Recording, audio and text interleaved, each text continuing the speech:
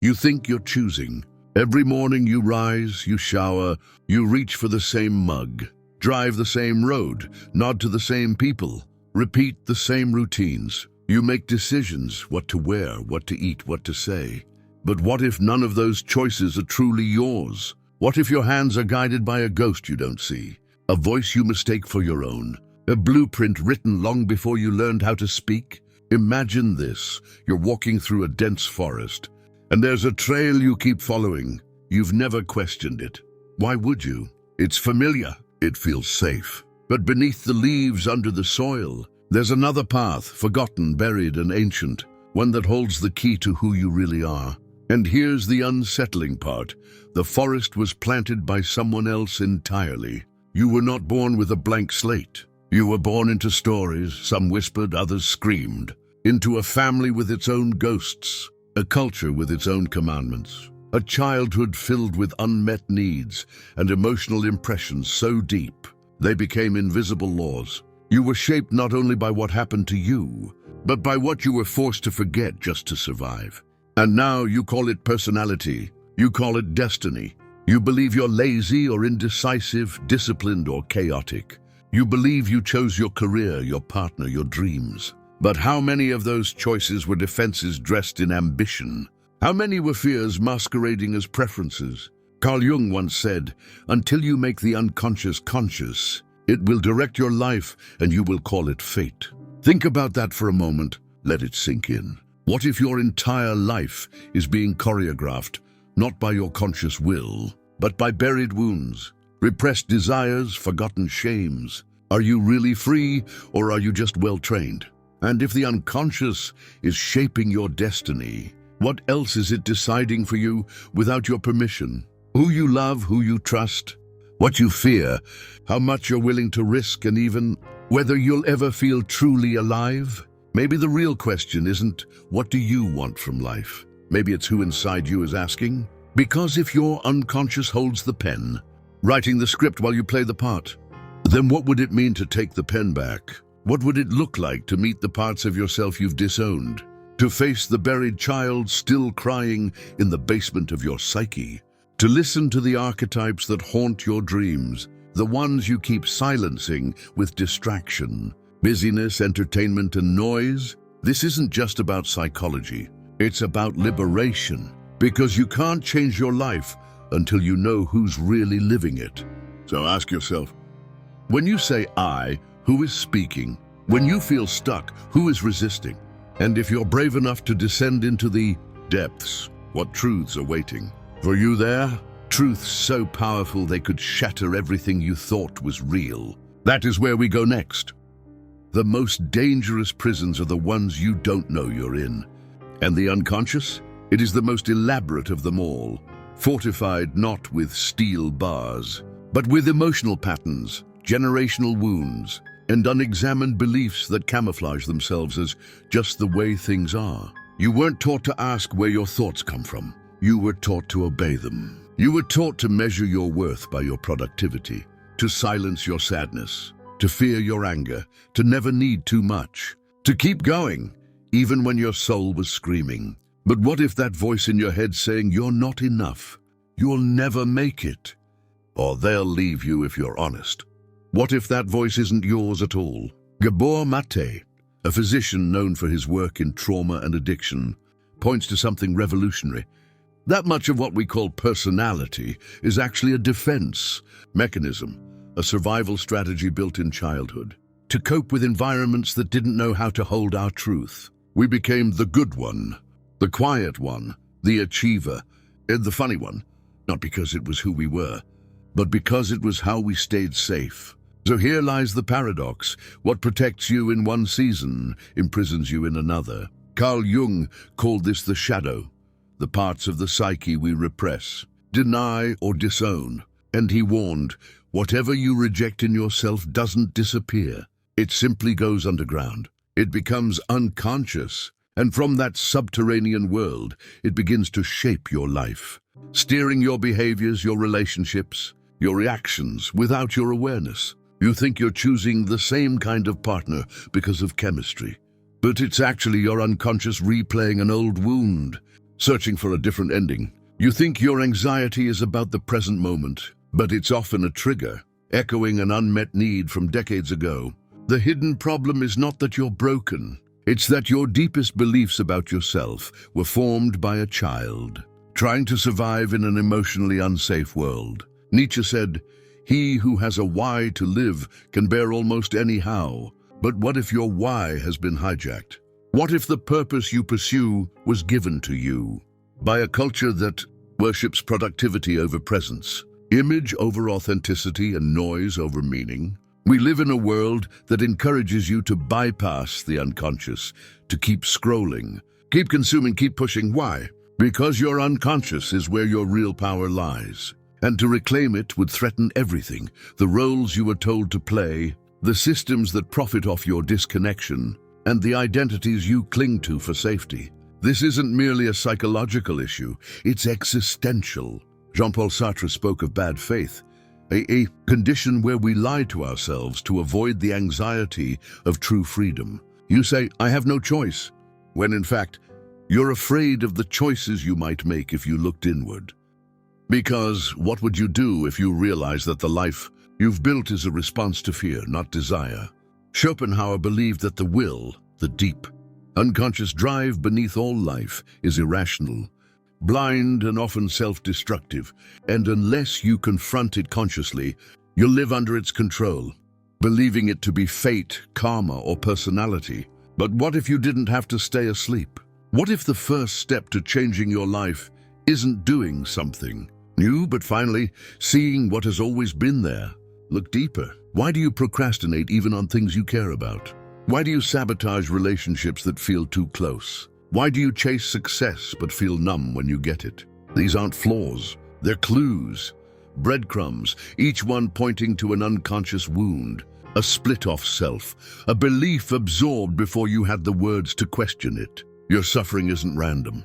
It's a coded message from your unconscious, begging you to come back, not to the person the world told you to be, but to the person you were before the world got its hands on you. And if you listen closely, something incredible happens. The unconscious begins to speak in symbols, in dreams, in triggers, in synchronicities, not to torment you, but to awaken you. The hidden problem is not that the unconscious exists. The problem is that you've spent your entire life mistaking its script for your truth. But now that you've seen the strings, the question becomes, will you keep dancing like a puppet, or will you begin to cut the threads? Let's explore what happens when those strings are left uncut, and how the unconscious continues, shaping not only your inner world, but the outer reality you live in. You walk through life thinking you're making choices, what job to take, who to love, what to say in a moment of tension. But what if most of those decisions weren't yours at all? What if the hand that signs your name on the dotted line isn't fully yours? What if it's being guided, no puppeteered, by something beneath the surface? Something that never sleeps, never forgets, and never forgives, your unconscious mind. This is where the tragedy begins. Because the unconscious doesn't just influence your thoughts. It shapes your very perception of reality. It filters what you see, colors how you feel, and decides what you think you deserve.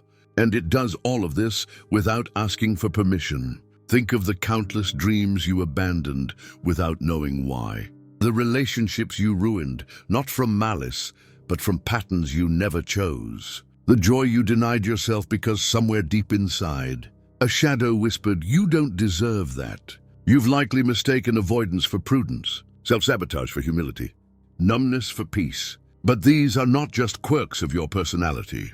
They are the silent echoes of past wounds, childhood traumas fossilized into belief systems, cultural programming mistaken for identity. And they govern your destiny more than logic ever could. Carl Jung once said, "Until you make the unconscious conscious, it will direct your life and you will call it fate."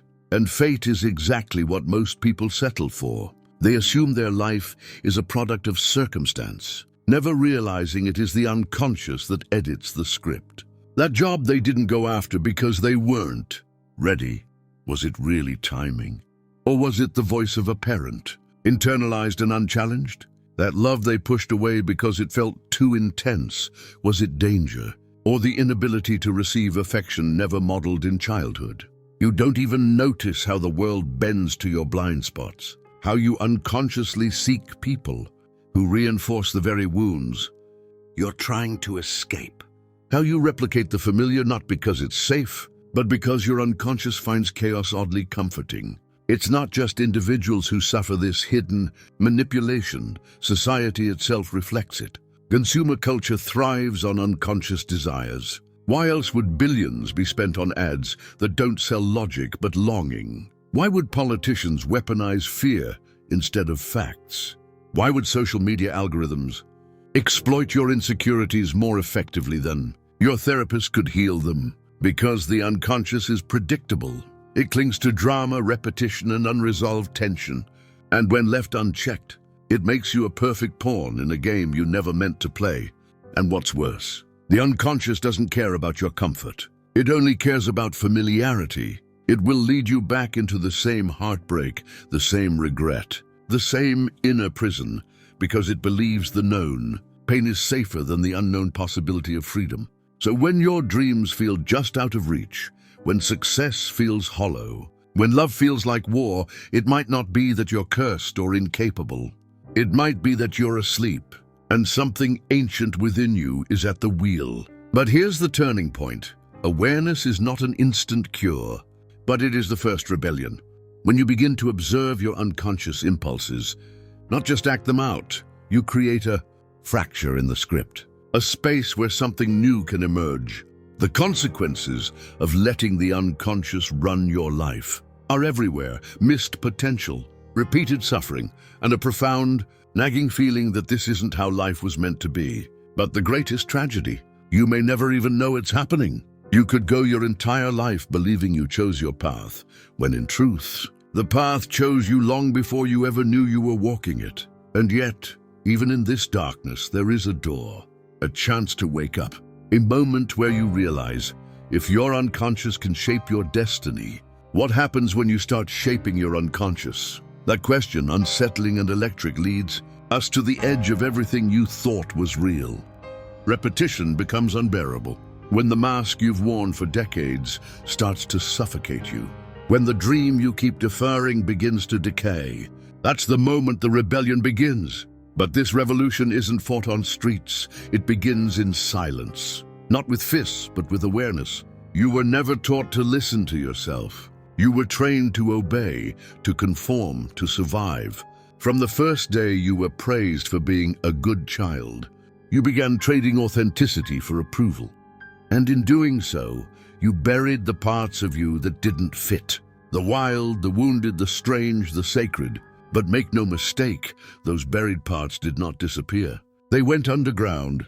They became the unconscious. And they've been driving the story ever since. So how do you break free? Not by force. The unconscious doesn't yield to willpower.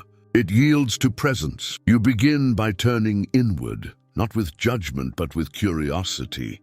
You notice the moment you flinch when someone offers you love. You catch the thought that tells you you're not enough before it becomes a behavior.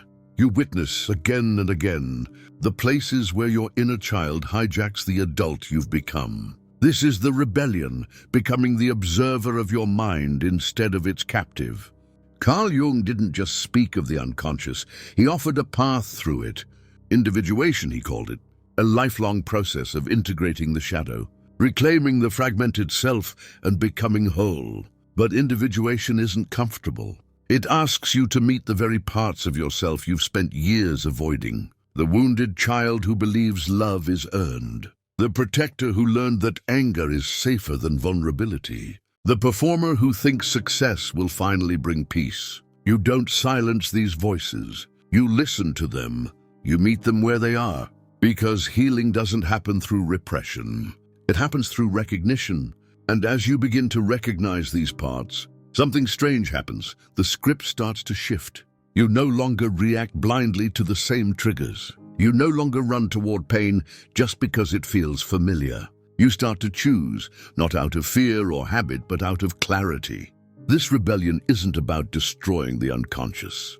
It's about befriending it, understanding it, teaching it that safety no longer means self-betrayal, that love no longer means abandonment, that success no longer requires suffering. And that requires more than insight. It requires practice, meditation, shadow work, honest journaling, inner child dialogue, depth therapy. Not quick fixes, but long, slow, sacred rituals of remembering who you were before the world told you who to be. It also means questioning the systems around you, the culture that profits off your unconscious cravings, the media that weaponizes your fears, the institutions that reward disconnection and punish reflection. Because the collective unconscious is just as potent as the personal, and waking up means disentangling from both. Look to the ones who've done this work before you. Viktor Frankl, who found meaning in the hell of Auschwitz. James Baldwin, who wrote his way through the grief of identity and injustice. Toni Morrison, who named the trauma in silence and carved language from pain. Even ancient mystics, shamans, and monks who walked away from the noise to listen for something deeper. They didn't escape the unconscious by accident. They walked through it, trembling but awake. And they emerged, not perfect but sovereign. You too can choose sovereignty, but you must be willing to let the old story die, to stand at the edge of your familiar misery and leap into unfamiliar freedom. You will lose parts of yourself, identities, beliefs, relationships that were never truly yours. But what you'll gain is worth everything.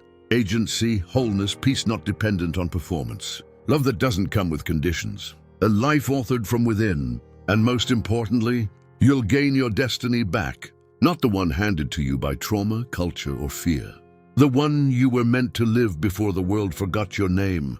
And as this rebellion unfolds within you, you'll find that the world begins to shift around you. Not because the world changed, but because you did. But this is not the final revelation. There is still one truth left, one final, shattering insight that will turn your understanding of self, fate, and freedom upside down. And here it is. It hits you like a soft thunder, quiet but impossible to ignore. All this time you thought the unconscious was a prison, a saboteur, a lurking shadow to be outwitted or conquered. But now, standing on the far side of your rebellion, you glimpse the truth that undoes every lie you were told. The unconscious wasn't your enemy, it was your protector. Yes, it buried your pain. It masked your truth. It rerouted your destiny. But it did so because at some point survival demanded it. You were too small, too tender, too unguarded to face the full weight of reality. So the unconscious took over, not to punish you, but to preserve you. It hid the unbearable truths behind distractions. It buried the forbidden feelings beneath compulsions. It locked away the broken parts so you could function in a broken world. And it waited, not to destroy your future, but to guard it until you were strong enough to reclaim it. Do you feel the shift? The unconscious isn't some dark alien force. It is you, exiled, forgotten, misunderstood, but still faithful, still waiting to be seen. And now that you've dared to look, now that you've walked the labyrinth of shadows, you realize you were never truly lost, just fragmented. You were never broken, just divided. And every self-sabotage, every inexplicable fear, every repetitive pattern was a message in disguise. A flare sent up from the depths, an invitation to come home. The final truth isn't just psychological, it's existential. You are not a passive passenger in a life driven by unseen forces. You are the author of the story and the keeper of its myths. The unconscious doesn't control you. It co-authors your destiny until you awaken, integrate, and take back the pen. But integration isn't a single act. It's a lifelong practice, a sacred dance between light and shadow, between who you think you are and who you've always been, beneath the conditioning. This truth demands a new kind of courage, the kind that walks toward discomfort, not away from it. That embraces the mess of being human instead of performing perfection. That honors the mystery instead of rushing for resolution. Because the unconscious is vast. You'll never map all of it, but you don't have to. You only need to enter into a relationship with it, to listen, to honor, to invite its whispers into the light of your conscious life. You begin to ask new questions. Not, how do I fix myself? But what part of me needs to be loved back into wholeness? Not how do I stop repeating this, but what is this pattern trying to reveal? Now what's wrong with me? But what truth have I forgotten in order to belong? And slowly, life begins to reorganize itself around your inner clarity. You start to make decisions not out of fear, but from alignment. You begin to attract not what you want on paper, but what nourishes your soul. You stop chasing meaning and begin embodying it. This is what Jung meant when he said, "Until you make the unconscious conscious, it will direct your life and you will call it fate." But now you've made it conscious. You've reclaimed your story. And in doing so, you've rewritten your fate. Not into some fantasy of endless happiness, but into something far more powerful, a life lived awake. A life where every shadow is a guide, every pattern is a mirror, every heartbreak is an invitation to deeper presence. The unconscious didn't come to destroy you. It came to deliver you if only you dared to listen. Now the question is no longer, what is shaping my destiny? The question is, who am I now that I've remembered I've always had the power? And that perhaps is the greatest paradox of all. You were never asleep. You were dreaming. And now you're finally awake.